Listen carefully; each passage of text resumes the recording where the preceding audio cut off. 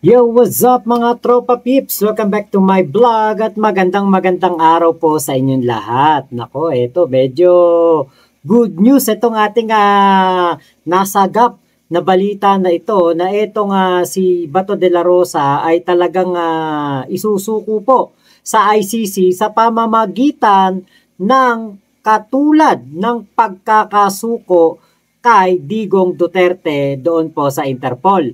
Ngayon, nako, kaya pala itong si Bato de la Rosa nagtago na pagkasabi ni Boying Remulla na meron na siyang ICC warrant. Alam niyo po ba kung bakit? Panoorin po ninyo itong video na to. Talagang mababahag po ang buntot ni Bato dito po sa kanilang usapan na ito ni Boying Remulla. Kaya sa akin po, mas gugustuhin kong intayin ang magiging hatol ng Korte Suprema sa issue. Hindi ho natin kahit magdamag po tayo rito, hindi ho magbabago ang paningin nyo at hindi ho magbabago ang paningin ko.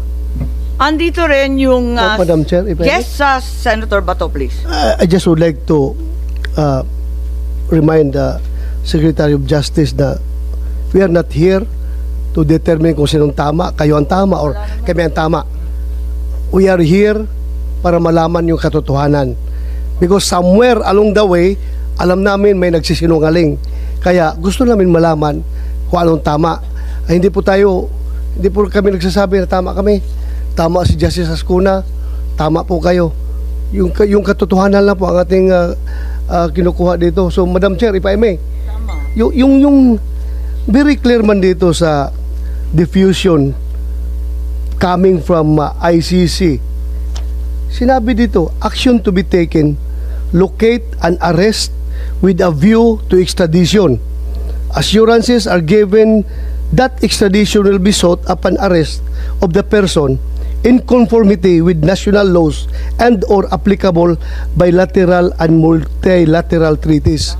Kaya tanungin ko sana si SOJ or yung PNP, bakit sabi ni SOJ kanina na extradition daw cannot be initiated by us, it should be initiated by the requesting party, either ICC or Interpol. Am I correct, sir? Sila tama dapat po. Dapat ho ICC. ICC po dapat. Okay. So bakit Yun po yung sa extradition. Pero surrender po sa atin po yun. Kaya nga, bakit wala man sinabi dito surrender? Extradition lang. Kaya nga, bakit hindi natin hinintay? With a view to extradition, bakit hindi natin hinintay yung ICC na mag-initiate ng extradition laban kay Pangulong Duterte? Bakit binyahin na kagad natin doon sa Interpol? Wala mo sinabi dito na kailangan natin i-surrender.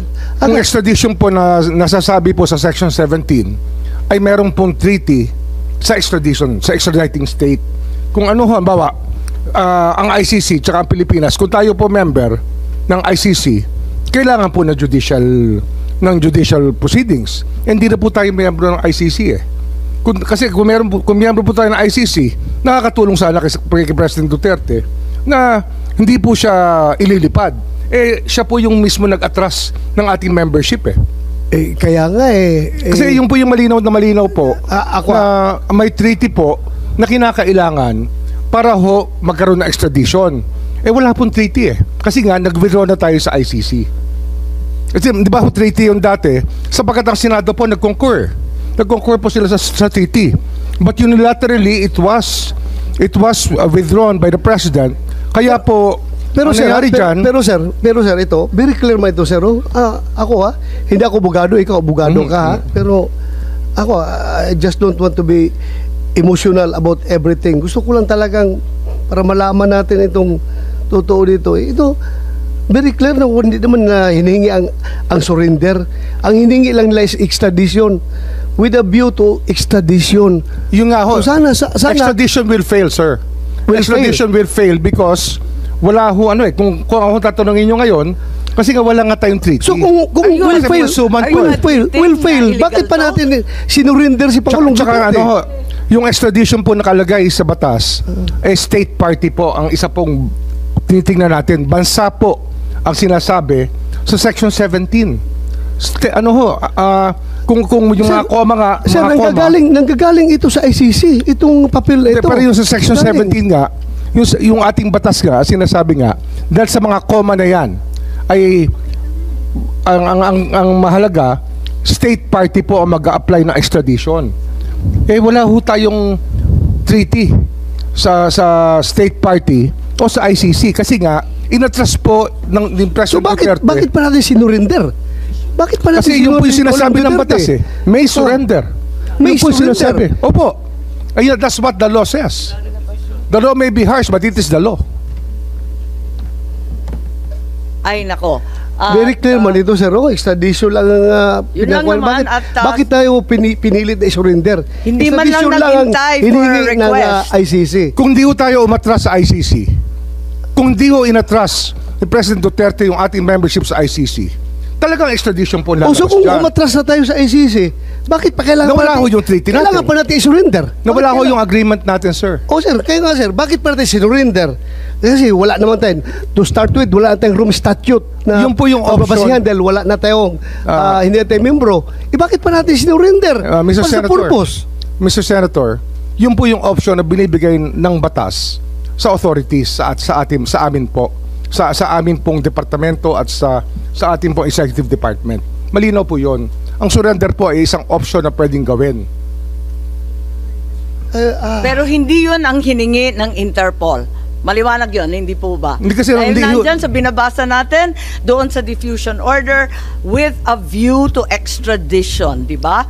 At yun lang. Hindi pa nga dumating yung request, wala pa rin yung assurance that extradition will be sought. Hindi nga ho pa maaaring was indicated was with a view to extradition. Hindi ho nga under extradition sapagkat hindi nga tayo, wala na tayong treaty with ICC Nawala na nga yung ating membership. Kaya wala na hong extradition na route. Ang nangyari po, surrender route na lang po ang naiwan. Madam Chair. Kung di ho nag-withdraw si President Duterte, wala ho tayong naging problema. Kung wala na tayong treaty, locate and arrest with a view to extradition. Hindi mo magawa ang extradition dahil wala na tayong treaty, di ba? So hanggang arrest lang tayo. Bakit mo biniyahe? Pwede mo namang i-surrender dito sa local courts natin. Ipakulong mo dito sa Pasay. So ang maliwanag. Bakit mo pa sinurrender? Yun po yung yun ang best judgment namin. Yun po ang tingin namin na mabuti po sa ating bansa. Mabuti. Yun po yung aming paningin ang pinakamabuting gawin under the circumstances for our country. Yun po ang aming tingin, ang tama namin ginawa. Para nakakabigla naman dahil sinasabi ninyo, wala na nga tayong ICC, di wala tayong obligasyon. Hindi, pero yung na lang ninyo. Ma'am, yung extradition kasi, pumapasok yan dahil membro tayo ng ICC. Dahil nawala tayo sa ICC, wala na tayong option sa extradition. Kasi tayo mismo nag-withdraw nawala tayong treaty natin. Kaya sumugal tayo sa surrender. Yun talaga yun ang naging best judgment namin. Ang sugal na yon, hindi nagsasaad na may obligasyon ng Pilipinas. Walang obligasyon talaga. Hindi, ano ito ang obligasyon ito to the rest of humanity wala na nga ang extradition. Kasi yung sinusunod po natin, yung ating international humanitarian law na 1951. That is contained in Republic Act 1951, Section 17 pa rin po. Babalik ho tayo rin muli. Okay, punta naman tayo ulit sa PCTC kung papayag ang mga senador. Senator, just on that point. Cayetano. Let me start by agreeing with the Secretary of Justice na magdamag tayo dito. Oo naman. Hindi mag-agree. But I want to make one point lang on that, and if we can agree on something. Wala po tayong duda that human rights are essential. Whether you think of from a spiritual point of view, we were made in God's image, DNA ng Panginoon, or whether you look at it from a humanistic point of view, na human rights is essential. Okay? Klaro yon. Having said that, klaro din na napopolitika at nawe-weaponize ang human rights. So when I was DFA Secretary, kaharap ko po mga ibang European Parliament, maganda usapan namin, pero pinipilit sa atin na abortion is a human right.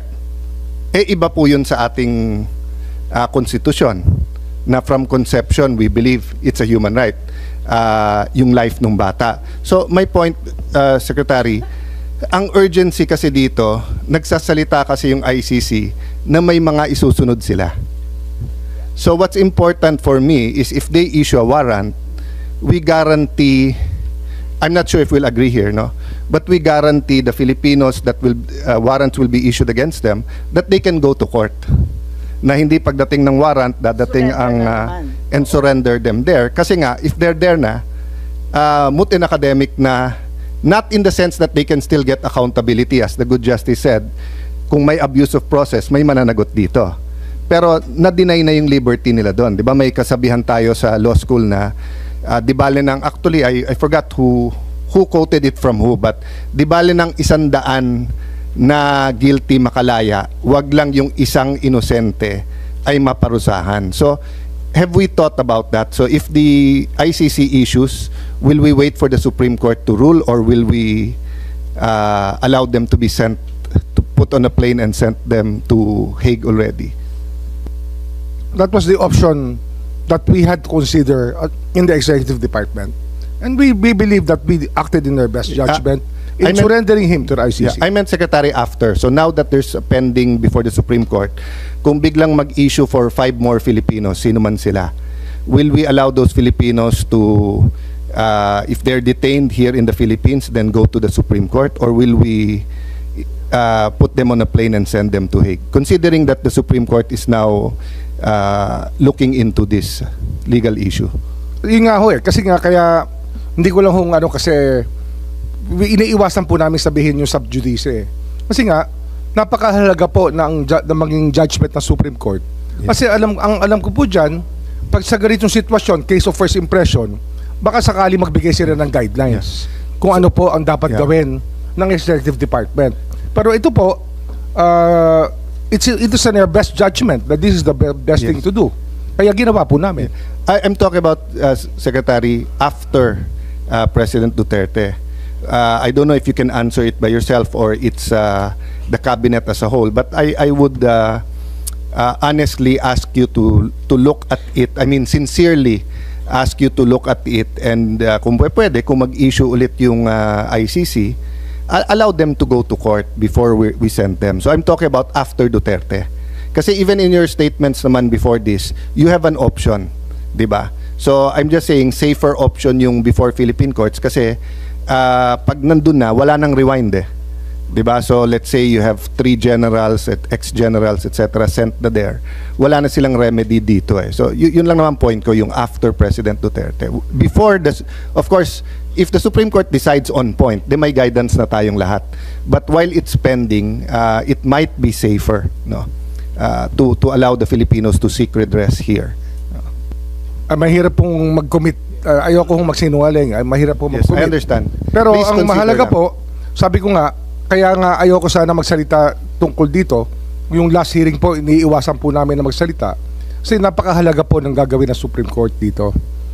Sana po igalang din natin yung kanilang estado ngayon na kailangan po nilang desisyonan itong kasong ito.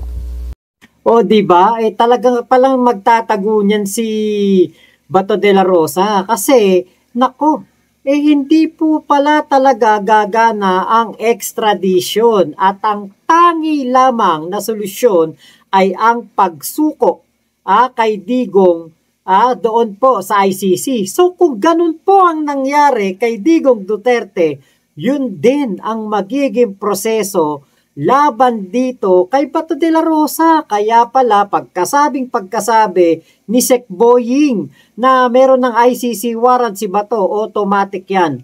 Nagtago na po si Bato. Kaya po, nako, ako talaga nung nakita ko tong video na ito, nung maalala ko na nag-usap itong si Bato at si Boying diyan sa Senate hearing patungkol po sa pagkakasuko kay Digong doon po sa ICC, nako, nagkaroon na po talaga ako ng konklusyon na 100% hindi na po talaga magpapakita si Bato sa batas. At alam niya na ang paglalagyan niya lang talaga ay walang iba kung hindi po ang pagsuko sa kanya sa ICC. Abay, syempre, sino ba na mga senador ang gugustuhin na mangyari yan? Kaya po, si Bato de la Rosa, hindi na po ito lulutang. Hindi na po ito magpapakita kasi nga po, paano pa ito magpapakita kung ang kanyang pagpapakita ay para na rin po niyang sinabi na, sige, hulihin nyo na ako. baka mamaya biglang magkaroon ng session sa Senado at siya pumunta doon. Biglang i-unseal ng ICC ang warrant of arrest ni Bato de la Rosa. Di tapos na ang mga maliligayang araw ni Bato. Kaya pala, di ba? Wala Talagang yan po ang nakatadhana para kaya Bato de la Rosa dahil po sa kanyang partisipasyon dito po sa Oplan Tukhang na ginawa nila sa Davao City pero kanila pong inimplement sa buong Pilipinas. Abay, syempre po, di ba merong pananagutan diyan etong si Bato. Kaya po, talagang better luck next time na lang kay Bato de la Rosa. Siguro, sa kanyang mga susunod na buhay, kapag siya'y dinemonyo ng isang Digong Duterte, huwag po siyang papayag at huwag po siyang magpapadikta dito. Diba?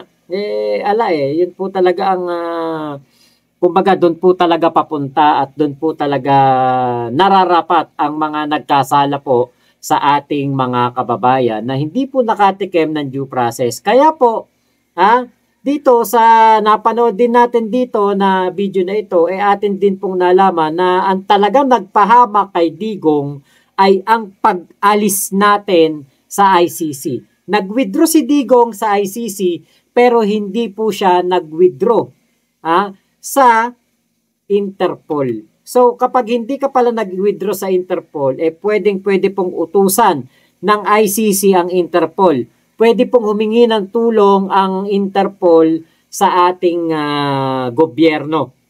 So ICC, Interpol, Pilipinas. Ganun po ang mangyayaring usapan. At yan din ang nakikita ko na magiging proseso para po maisuko etong si Bato de la Rosa. Kaya po talagang, Senator Bato, napansin ko, meron ako nakita nga palang picture mo. Nandyan sa thumbnail natin. Dyan sa thumbnail natin. Nakita nyo naman no? Senator Bato, kahit mag-wig ka pala, kilalang kilala ka pa rin at ikaw pa rin pala talaga si Bato de la Rosa kahit nakawig ka. Kaya po, wag nyo na pong i-attempt na mag-wig. Ang pinakamainam po, wag na lang po kayong lumabas. Kasi kahit po kayo mag-wig, kilalang kilala pa rin po, kahit nakikilala pa rin kayo, makikilala pa rin po kayo ng mga Pilipino. Ayan. Kaya ako talaga tingin ko hindi na magpapakita si Bato de la Rosa at napayuhan na rin po yan ng kanyang mga kaibigan, mga kaalyado at ng mga Duterte na rin siguro. Napayuhan na siya. Huwag ka na magpakita kasi talagang si Digong nga di ba? Nakaladkad papuntang ICC Ikaw pa kaya na senador lang? Yun, dating presidente. Di ba? Tingin ko talagang ito na po yung sinasabi natin na the rise and fall o Bato de la Rosa. Okay sana, di ba? Maganda sana kasi from being a humble policeman, naging PNP chief, after niya, naging BJMP chairman o ano ba tawag doon? BJMP chief hanggang naging senador, di ba? Maganda sana yung yung track record, di ba to? Kaya lang po meron pong demonyo sa tabi niya at yan si Digong, di ba? Kaya sayang lang kasi syempre kapag ikaw ay naging PNP chief, ginagalang ka, nirerespeto ka ng mga mga kabaro mo, di ba? Pero ang masaklap na katotohanan kapag ikaw ay may warrant of arrest galing sa ICC, mga kabaro mo rin ang huhuli sa iyo. Katulad ng ginawa ni General Torre na si Digong ay kanyang hinuli kahit po dati niyang amo etong si Digong, di ba? So, wala ganun talaga at umiikot ang bola, umiikot ang tadhana. Ngayon po ay tapos na ang kahit anuman lang na kumbaga kapanahunan nitong sila Bato, Digong at posible sa mga darating na araw ay nagbigay naman ng reward ang huhulihin po ng ICC at wala nang iba kung hindi po yan ay si Bongo. So, teka, sabi ni Senator Amy, matagal daw parang wala daw nakukulong. Kung hindi nyo sana kinokondena yung mga ganitong pangyayari, maraming makukulong. Isuko nyo si Bato. Diba? Payuhan nyo si Batong sumuko, maraming makukulong. Nababagalan daw po si Senator Amy sa mga investigasyon na ginagawa ng ating gobyerno patungkol po sa korupsyon sa DPWH. Pero hindi alam ni Senator Amy na ang kanilang mga bunganga ang isa sa mga kumbaga parang nagpipigil o naggagawa ng mga parang pagprotesta sa mga paghuli na ito na ginagawa ng ating gobyerno. So, salamat po sa pagsama nyo sa vlog ko na ito. Ingat po kayo. Nasa mang panig kayo ng mundo. Momo chup chup. Love you, love you. God bless us all, Pilipinas. God first. Salamat po.